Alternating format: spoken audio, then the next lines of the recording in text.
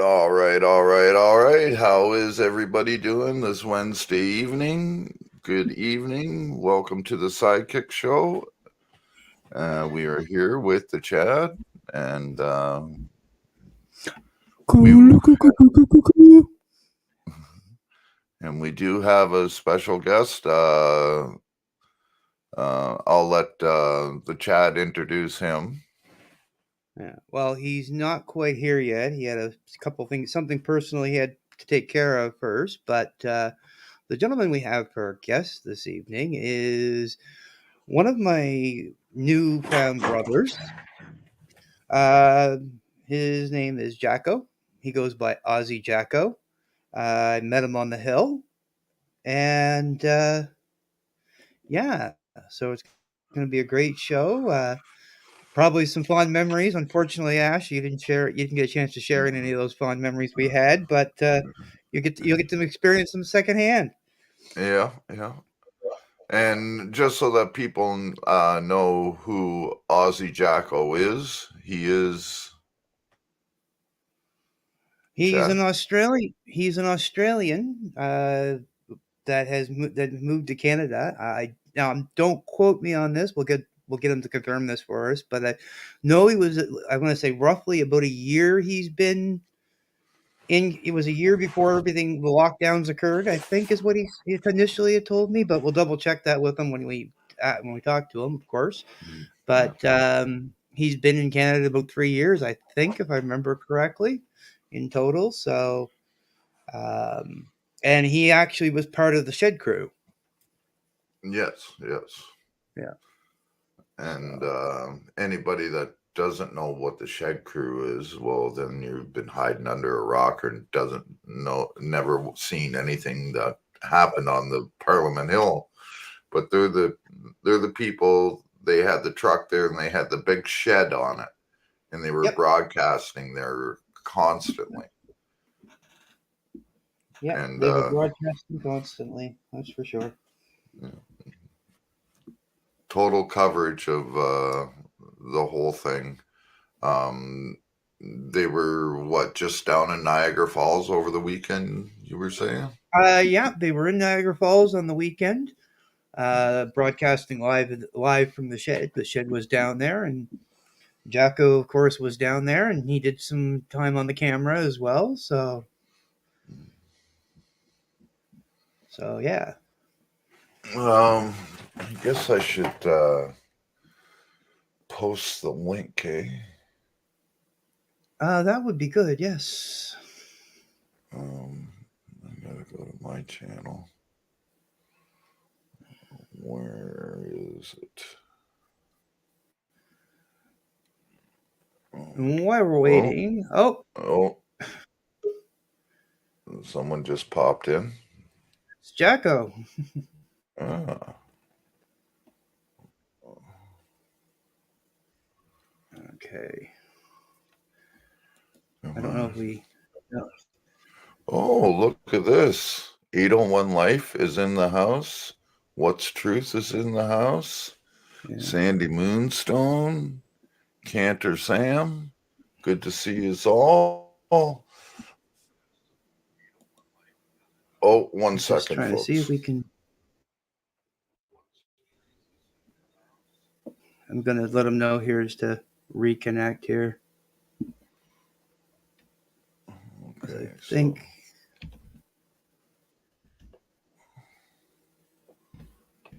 Yeah, it says device not. Okay. Oh, Yeah. come on.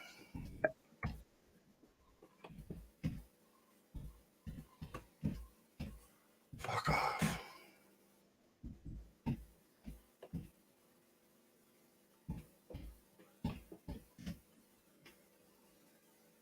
I want to copy it. Oh.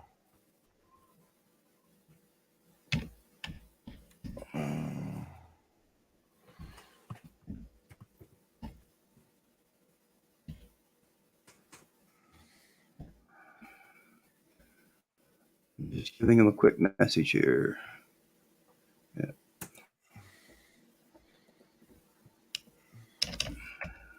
I think he realized that. Okay.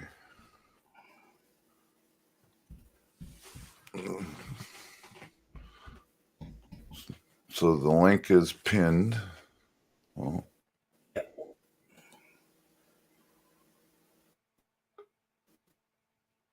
Oh, there he is. There we go. There he is. All right. Yep. You want to bring him up there, and I'm going to get rid of this brand here. I believe we got him up here. Hello, Jacko. Hello. Can you hear me? Yes, we can. We can hear you. Yes. Beautiful. Sorry, everyone. I completely spaced in the other half of the side. How are you, Jacko? I'm good. I'm good. Of the Sidekickz show. Yes. Finally, good to meet you. I've been. Everybody a little. Oh, what was that? I just filled everybody in there a little bit. How you and I said I just filled you in, everybody in there, Jacko, that's in the audience there, and a little bit about how you and I met. Yep. If you want to go in a little more detail about yourself, tell us a little more about yourself as well. Well, for those who don't know me, my name's Jacko. I'm an Aussie living in Toronto. Moved over to Canada in November 2020. I've always known something was going on in this world. I always knew there was something nefarious. I didn't believe a lot of the bullshit that we were told. And so obviously the transpirings of the world of the last 2 years have really kicked me into overdrive and studying and trying to dig to the depths of what's going on on our planet, and realised there's some pretty nefarious things going on. And then when I've been protesting in Toronto for some time now. And then when the trucks decided to drive all across Canada and head to Ottawa, I thought, you know what, let's go. This is the reason I've made my journey to Canada, was to be here for that and to help with this movement that's happening here. So that's basically in a nutshell. Right on. It's been a movement here for a long time, and we've got a prime minister that, well, I think he should be in jail personally. But above our prime ministers as well, it's not just the Canadian prime minister; it's the prime minister's leadership the world over. Yeah. Are corrupt, and there's levels above that. I believe, like it's not hard to see who's actually pulling the strings, and even probably people above those that we don't even know about, Yeah. So it's a crazy time to be alive. Yeah. I've been telling people, like, for decades that we're losing our rights, and nobody really believed me or took me seriously until this pandemic, and then they found out exactly how much rights that they had lost. Some of them you can never get them back now, just because people want to turn a blind eye all the time. If it's not happening to them, they don't care.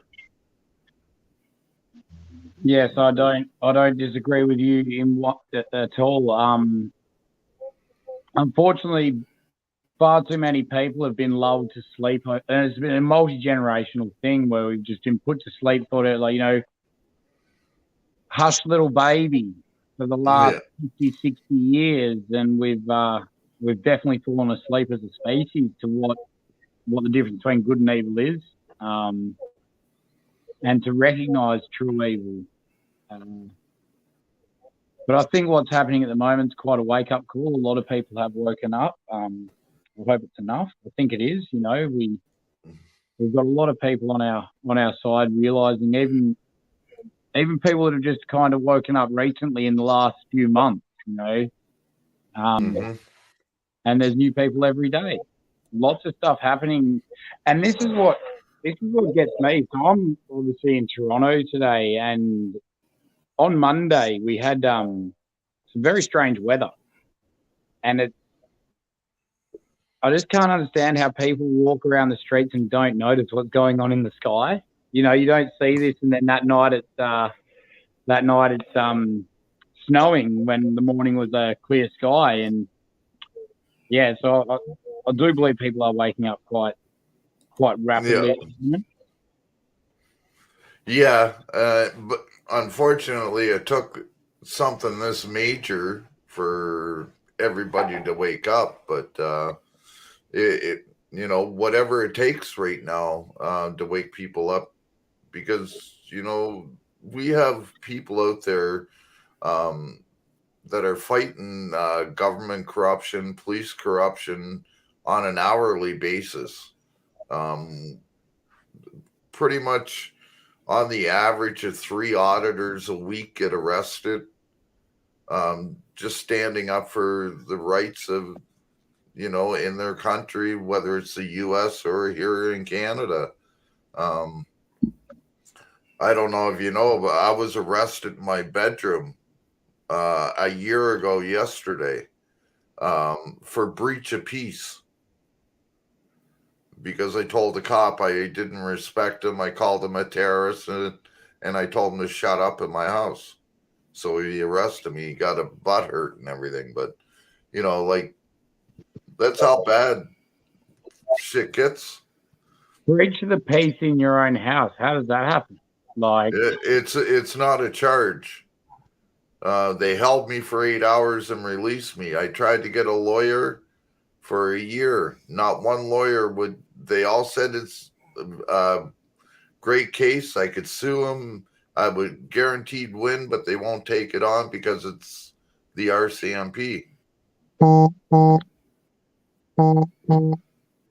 Well, that's look.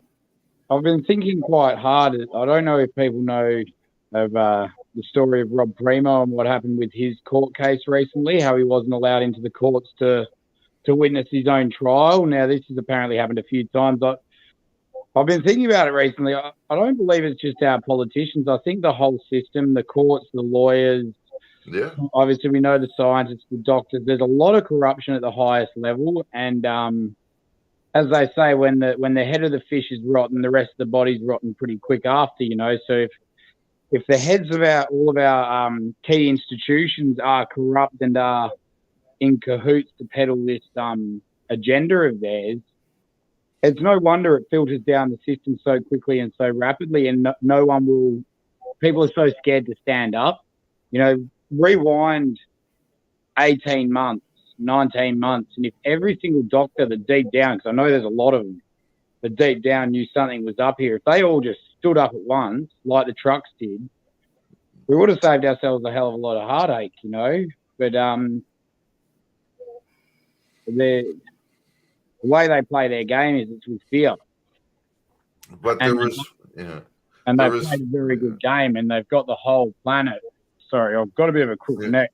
They've got the whole planet living in fear. Even like people you would think would be brave to stand up are living in fear. So yeah, it's an interesting time to be alive. Yeah. Yes. Well, I've been doing this for a very, very long time. I've been an activist, since 1985. So I've been doing this for a while, and in the last few years, I've seen how drastic things have changed by just a whim, by just them, you were talking about the doctors and that. Well, the doctors fell in to all of that because there was incentives, right? The hospitals got incentives, the doctors got incentives. They get incentives for every vaccine, booster and that they prescribe. Oh, and this has been going on well before COVID. Yeah. Think about every time they write a script for any one of these antidepressant drugs, you know, any, you know, the what's it called? The conferences in the Bahamas that they get tickets to, and you know, all of this greasing of the wheel that Big Pharma has done to lead us to, like, you know, to paint taint the bushel of apples. You know, like they've as I said before, they've played a long game, and we just happen to be at the pointy end of it now. You know, but we haven't lost. That's the important thing that everyone needs to remember is we're still in this. The human spirit, like truth will prevail. It's slowly coming out. But, yeah. Yeah, it is slowly coming out, that's for sure. So, couple things people always ask, and I know I still get asked this even since I've come back from Ottawa. You know, everybody's always still saying, "Oh, the mainstream media said this, the mainstream media said that." So, first off, did you see any garbage on the hill when you were there? Yeah. In the bags piled up that we'd collected and put in one place for the truck for the guys with the carts to come around and take away. So yeah, there was rubbish that we cleaned up. Obviously, that sheer amount of people do create rubbish, but it was always taken care of. You know, I actually witnessed a man walk 15 meters from where he was standing with his friends to a rubbish bag to put one bottle in the bin. You know, people were using their back pockets as their ashtray. My back left pocket has become my cigarette cigarette butt pocket. Anytime I'm out and about, if there's no bin to put my butts in, you know, it's changed me personally for good. Like I used to drop cigarette butts, and I'm ashamed of that. It's a filthy thing it's a filthy habit as it is. But I'm really annoyed at myself when I used to drop the cigarette butts, and now I won't do it. I'll put them in my pocket. Yeah, so with the mainstream media, like I was saying in a lot of the live streams that I ended up getting interviewed in, was people have got to forget the mainstream and trust the live streams because that told you the truth. Yeah, you could see exactly the diversity of the crowd. You could see like in the background, you just see people hugging and like you know random people walking past one another and stopping for conversation. You could see that it wasn't a dirty place. I mean, like we shoveled the snow, we salted the. I was going to say the sidewalks were always clean. Yeah, I remember well, a couple of the people who were staying in the Airbnb with me, they were doing like snow shoveling like it was a profession for them while they were there. I was doing a lot of other stuff, walking around, getting footage, talking to people, spreading my story of what I see going on. And the two of the guys I was living with, one in particular, Kelso, he was just non-stop shoveling every day, you know, doing 8-hour days shoveling the sidewalk, even outside the area that we were protesting he was going. They built a igloo out of snow in front of, I think it was CBC. Or it might have been, yeah, I think it was in front of the CBC office. They built a massive big igloo out of snow. And then he said later on he saw kids playing on it and stuff. So that is perfect. The ultimate part in shoveling snow out of Terry Fox Square before the third weekend because we knew we had a lot of people coming and it was quite full of snow. So we spent a few hours there shoveling that. And also around the War Memorial and the stairs down into that tunnel area for the Jericho March. Because those stairs, especially around the War Memorial, there's a section of little half statues, just like head statues of the shoulders and the heads of all these. I don't know who they are. They're obviously Canadian historic characters, and there's a plaque along the ground. Now, the city there just puts a chain up and lets that snow over for the winter. Now, there's plaques that are there to be read. They've been placed there because this person is obviously important to Canadian history. This is your capital. And instead of maintaining that, the city just lets it go to the snow sort of thing, put a chain up.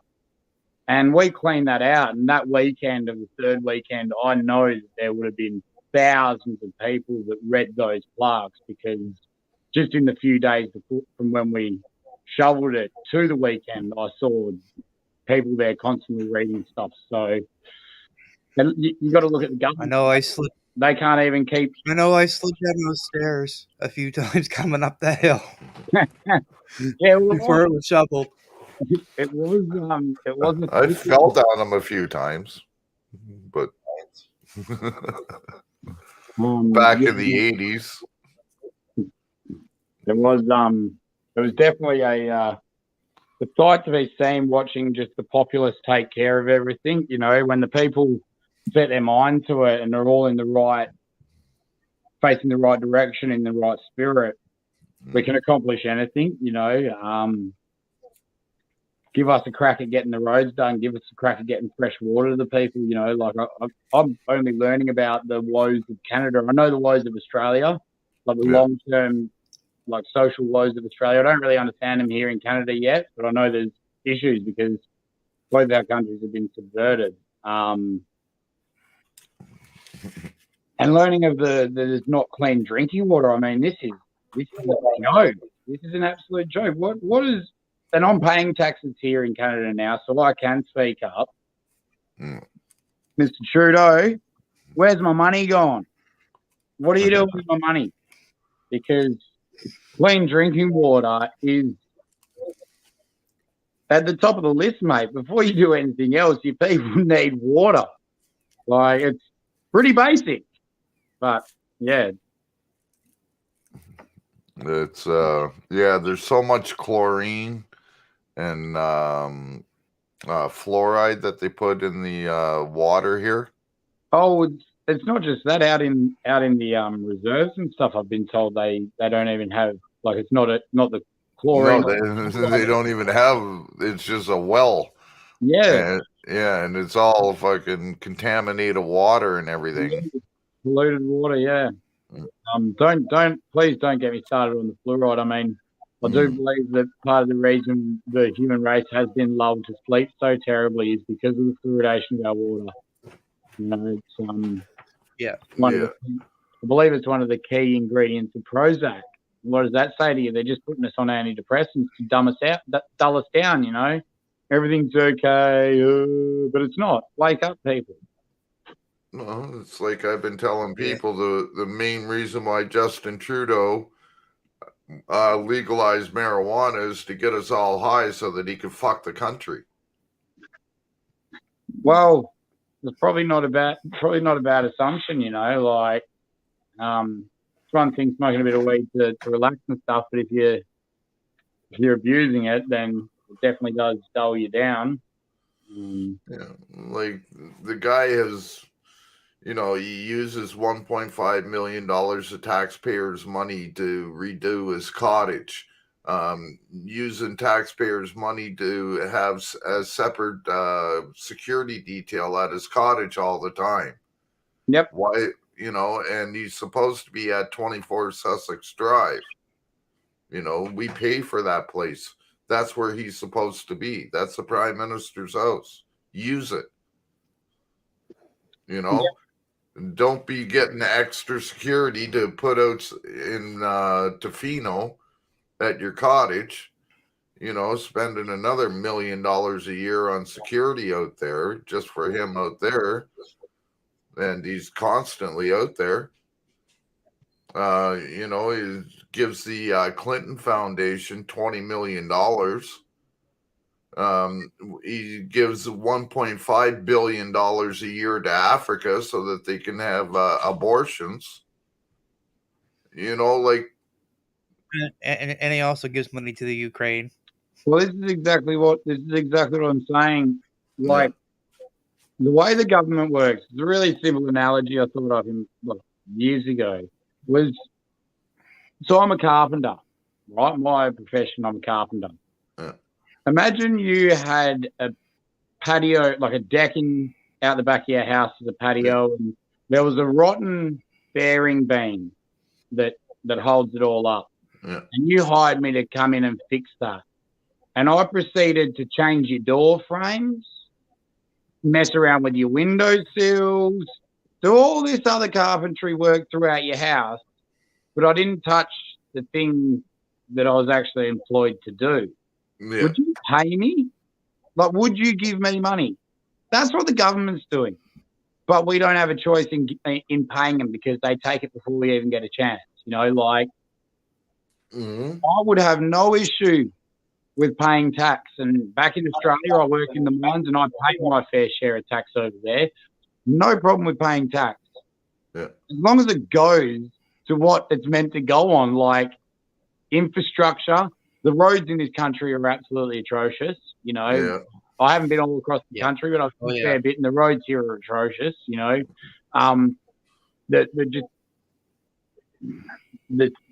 part of Toronto I live, there's a bit of a homeless issue, and you see this, and it's like, well, why isn't there the social systems to take care of all of this? There is. There's no money, but there's no money. You know what? And that's where I'm going. What really gets me is, like, I worked for social services in Toronto for 12 and a half years. And I worked directly with social services. And they have lots of they will spend over $3,000 a month to keep somebody in a shelter, but they'll only give them $600 a month to live on if they have their own place. So that's why the shelters are full. Sorry, guys. Look, I've got a lot. Because I forgot this is on tonight, I've double booked myself and I've got a lot of stuff going on. I'm going to have to cut this short, lads. Oh, okay. No worries. I'm really sorry. I'm really, really sorry. I actually invited the missus over tonight. And she's come over and I'm feeling very, very rude. So I'm going to have to bail, but let's book in for another time to actually sit down and have a proper chat. I'll be 100% focused. For sure. For sure. Not a problem. Sorry, guys. I am going to have to bail. Yeah. No worries. No problem. Peace out, brother. Jacko. Thanks for stopping by, man. Nah. Cheers. Thanks for having me. We'll do it again. Oh, anytime, brother. Anytime. Certainly.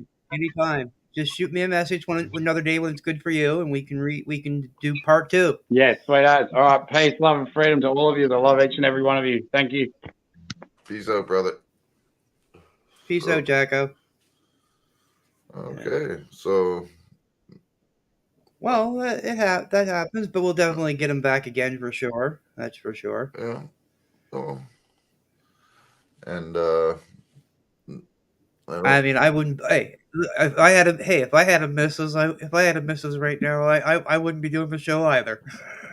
That depends. It depends.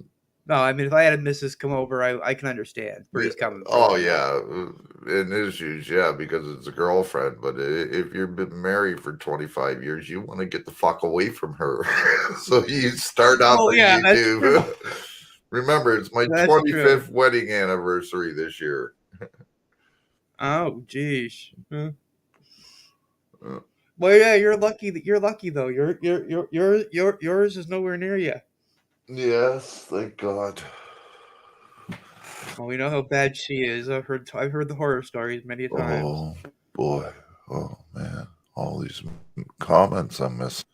But yes, one of the things I was going to say about Jacko as well was actually the day that I got attacked on the hill on the Saturday.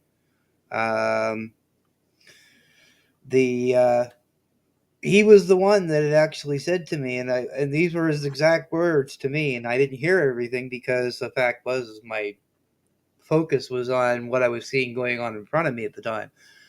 And he had said, Chad, mate, get back to the Sheridan and warn the other journalists, mate? That's exactly how he worked. Well, not exactly. I had the A in there, but that's me being Canadian. But that's exactly what he had said, and it was.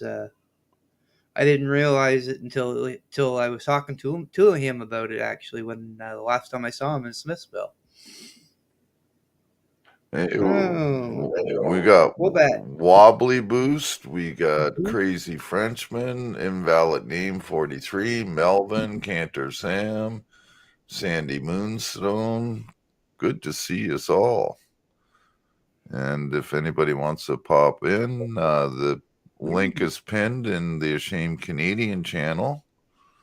We got ATL Auditor in the house, PC Audits, and 801, What's Truth. So yeah, if anybody wants to pop up,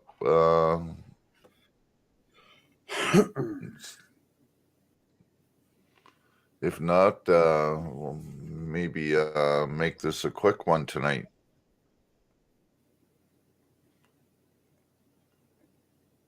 Well, we can make it a quick one. That's for sure. Well, I don't see anybody wanting to pop up and chat.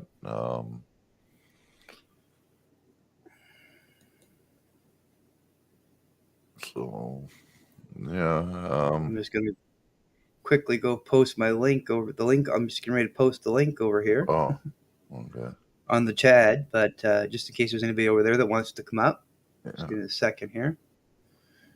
Just waiting on the YouTubes. Yeah. I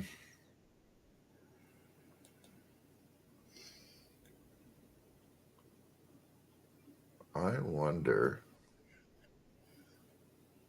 No, I don't want to get shut down like that. What's that? I was going to play some music.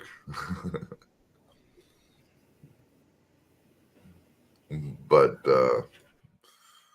it's Vivo, so we could shut down right quick.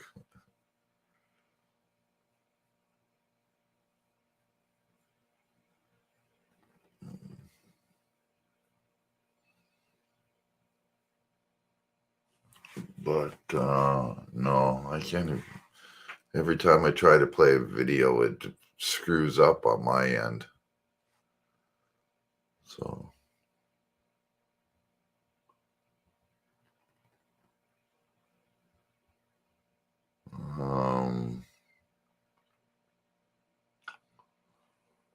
Today's what, Wednesday?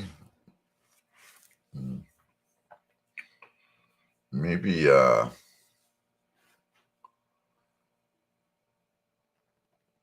we'll do a show on Friday night and do an open panel.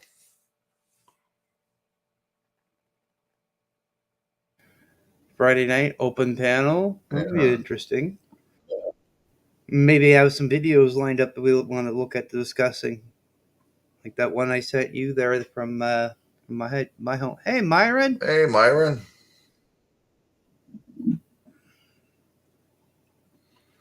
Yeah.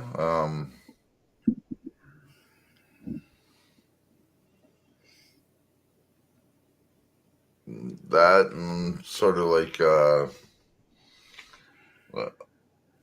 nobody else is doing any shows anymore. There's a few people that have been starting to do some, but I know Josh Amherst and Julie have been doing a show lately. Myron's been going. I've seen Myron quite a bit lately too. But yeah, I know Epic's going live here in about 40 or in here shortly. Actually, I think he probably just started. He was going at 9:45, 8:45 his time. Well, surprise, surprise. Why don't we do it? But Epic start. Why don't we do? We why don't we do a sidekick raid on Epic? We haven't done one of those in forever.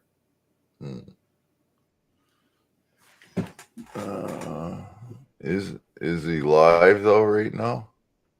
Hold on, let me check. Let me check. Well, what's his name now?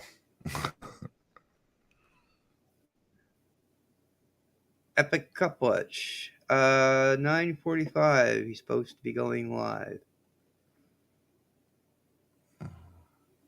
He's not.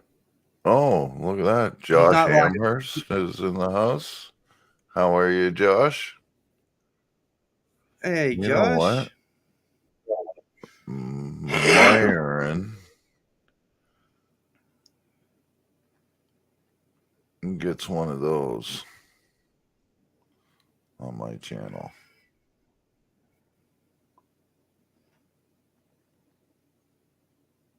Love to talk to Aussie Jacko. Yeah, we will be having him back again. Yeah. Unfortunately, you know, the missus is there, and he wants to spend some time with her, and that's totally understandable. The long weekend messed him up. He didn't, he messaged me that earlier before we started, and he didn't realize he double booked himself. So yeah, That's me. that's you. Oh, he just went up. Epic Cop Watch just went live. All right. That was an update or a notification. So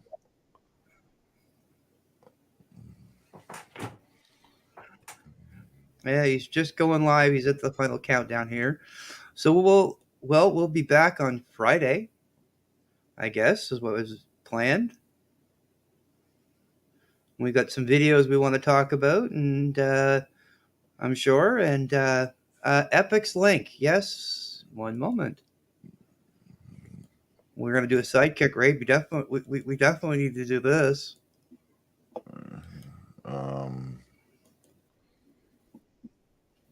Hold on here.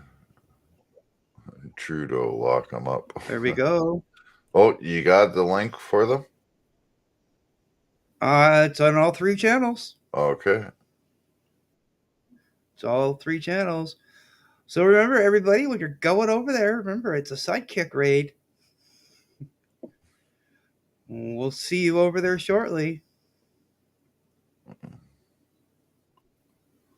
Yeah.